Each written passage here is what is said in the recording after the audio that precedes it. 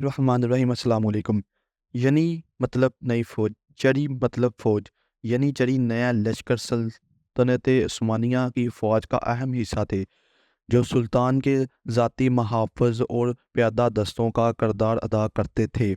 یعنی چری دنیا کی پہلی باقاعدہ فوج تھی جو 14ویں صدی میں تیار کی گئی اور 1826 میں سلطان محمود ثانی نے اس کا خاتمہ کر دیا۔ یعنی چری ترکی زبان کا لفظ ہے۔ یعنی چری کا سن 1365 میں سلطان مراد اول نے تیار کی۔ ابتدا میں اس میں مختلف علاقوں سے لڑکے لا کر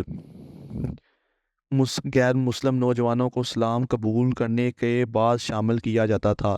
ان کا براہ راست تعلق سلطان سے ہوتا تھا۔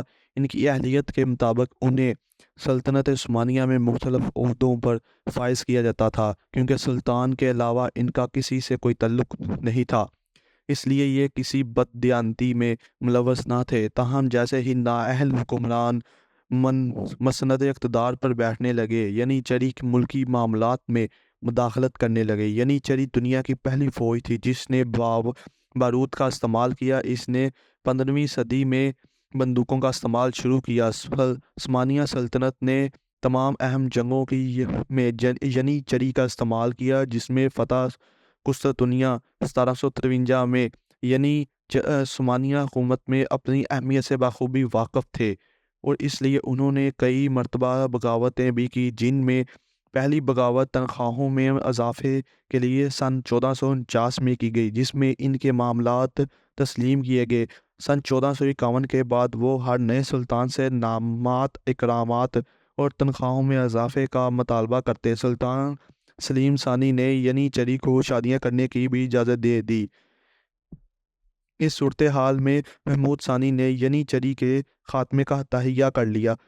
14 جون 1826 میں انہوں نے استنبول میں بغاوت کر دی، لیکن اس مرتبہ فوج اور عوام ان کے خلاف ہو گئی تھی۔ سلطان کے گھوڑ سوار دستوں نے سپاہیوں نے انہوں نے چھاؤنیوں میں جا لیا اور توپ خانے سے ان پر گولہ باری کی گئی، جس کے نتیجے میں یعنی چری کی کئی بڑی تعداد ماری گئی۔ اگلے 2 سال کے اندر ملک بھر سے یعنی چری فوج کا خاتمہ کر دیا گیا۔ یعنی چری کے خاتمے کو ترکی زبان میں واقعہ خیریہ کہا جاتا ہے۔